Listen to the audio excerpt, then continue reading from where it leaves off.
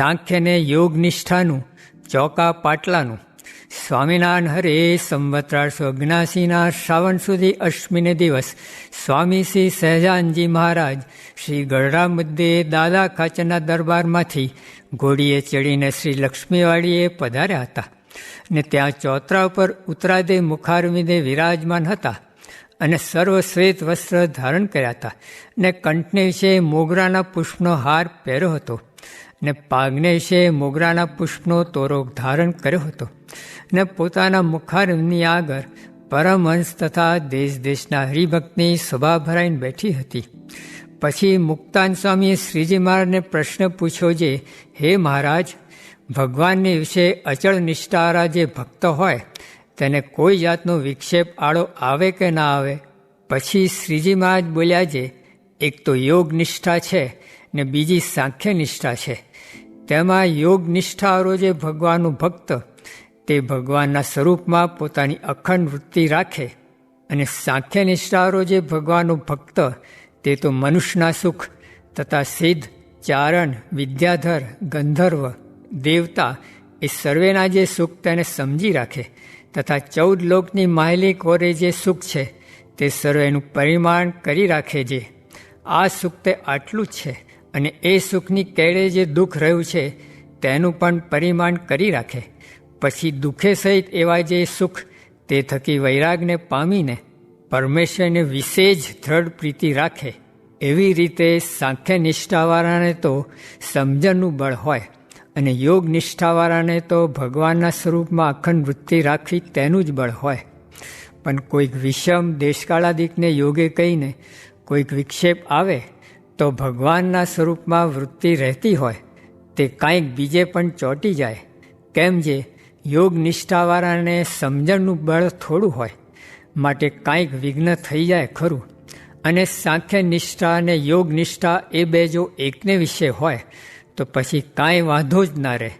અને એવો જે ભગવાનનો ભક્ત હોય તે તો ભગવાનની મૂર્તિ વિના બીજા કોઈ પદાર્થમાં લોભાય જ નહીં અને એમ સમજે જે ભગવાનનું જે અક્ષરધામ ને તે ધામને વિશે રહી એવી જે ભગવાનની મૂર્તિ ને તે ધામને વિશે રહ્યા એવા જે ભગવાનના ભક્ત તે વિના જે લોક છે ને તે લોકને વિશે રહ્યા એવા જે દેવ છે ને તે દેવના જે વૈભવ છે તે સર્વે નાશવંત છે એમ જાણીને એક ભગવાનને વિશે જ દ્રઢ પ્રીતિ રાખે છે. માટે એવા ભક્તને તો કોઈ જાતનો વિક્ષેપ આવતો નથી. ઇતિ વચનામૃતમ. એવી રીતે ગઢડા મધ્ય પ્રકરણનું 24મું વર્ષનામત જે તે થયું.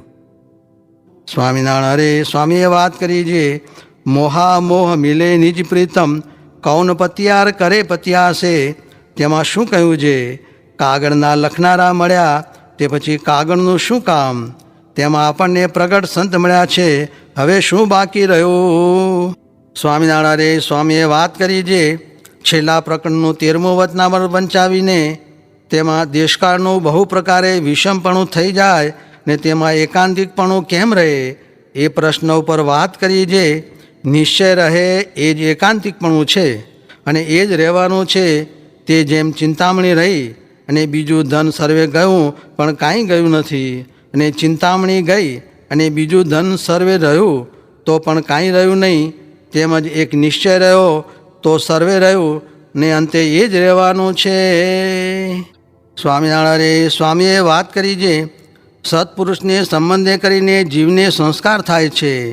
તે એક જન્મે કે 2 જન્મે પણ ભગવાનના ધામને પમાડે એવો પ્રગટનો પ્રતાપ છે. તેની વિકતિ છે, એનું દર્શન થાય, એનો ગુણ લે, એનો પક્ષ લે, એ આગળ હાથ જોડે ને વળી સાધુ બહુ સારા છે એમ બોલે ને એને અન્ન જળ આપે ઇત્યાદિક સંબંધ થાય. વળી જે ઝાડ તળે બેસે, વળી જે ઝાડનું ફળ જમે, વળી જે ઢોરનું દૂધ નહીં જમે ઇત્યાદિક અનંત પ્રકારે જીવને સંબંધ થાય તો તે સર્વે ભગવાનના ધામને પામે એવો પ્રગટનો સંબંધ બળવાન છે. અને પરોક્ષના સંસ્કારનું ફળ એ છે જે ખાવા મળે, દેહે સાજો રહે ને લોકમાં આબરૂ ધર્મ રહે એ પરોક્ષના આશરાનું ફળ છે. સ્વામિનારાયણ હરે સ્વામીએ વાત કરી છે, જીવથી સ્વતંત્રપણે વિષય ભોગવાતા નથી તે તો તેના કર્મફળ પ્રદાતા જે ભગવાન તે ભોગવવા દે તો ભોગવાય. સ્વામિનારાયણ સ્વામીએ વાત કરી છે, સ્વામિનારાયણના નામથી કાળો સર્પ કરડ્યો હોય તો ચડે નહીં, ને દેહનું આયુષ્ય કોઈનું ખૂટી રહ્યું હોય તો મરે, નિકર એ મંત્ર જપે તો મરે નહીં, ને આ ભગવાન, આ મંત્ર ને આ સાધુ બીજે ક્યાંય નથી. સ્વામિનારાયણ હરે સ્વામીએ વાત કરી છે, પાંડવ ભગવાનના પ્રતાપે કરીને દુઃખને જેમ સમુદ્ર ગાયના પગલાં જેટલો તરવાને સુગમ થાય તેમ તરી ગયા. માટે આપણે તો કામ ક્રોધ જીતવા એ તો તિમંગળથી ને દુર્યોધનના સૈન્યથી પણ બળિયા છે, પણ ભગવાનની આજ્ઞામાં રહ્યાથી તરી જવાશે. માટે ભગવાનના પ્રતાપનું બળ રાખવું. સ્વામિનારાયણ હરે સ્વામીએ વાત કરી છે, સ્વામીએ કાર્યાણીમાં વાત કરી છે, દેહ હોય તે વિષય તો ભોગવવા પડે, પણ અનાદરથી ભોગવવા, આદરથી ભોગવવા નહીં. ને હાલ તો જેમ મહારાજ પ્રગટ બેઠા હોય ને જેવો સમાસ થાય ને જેવું ભજન થાય તેમજ સમાસ થાય છે ને ભજન થાય છે. સ્વામિનારાયણ હરે સ્વામીએ વાત કરી છે, વ્યવહારિક માણસની ને સત્સંગીની ક્રિયા સરખી છે, પણ સત્સંગી ભગવાનના કહેવાના તેથી મોક્ષ થાય છે. સ્વામિનારાયણ હરે સ્વામીએ વાત કરી છે, જૂનાગઢમાં જેટલા છે તેટલાને ફેરવી કૂટીને ગમે તેમ કરીને પણ પાસરા કરીને પાર મૂકવા છે, તો તમારે તો શી ફકર છે, કેટલા દિવસ જીવવું છે.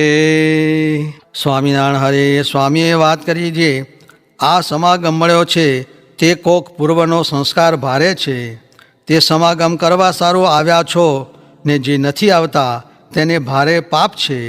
આનું ફળ તો આજકાલ મહિને કે વર્ષે પણ મળશે, ને સમાસ ઘણો કરશે. ને કોઈક જાણતા હશે જે કરીએ છીએ ને કેમ કાંઈ થતું નથી, પણ આ તો મેળવણ નાખીએ છીએ તે દહીં થઈને ઘી તો વલોવ્યા પછી નીકળશે. ને આ વાત તો બહુ દુર્લભ છે, ને આ સત્સંગ તો ઘણો થયો છે, ને સર્વે પૃથ્વીના માણસ કરશે, પણ આવા કેનારા ક્યાંથી મળશે.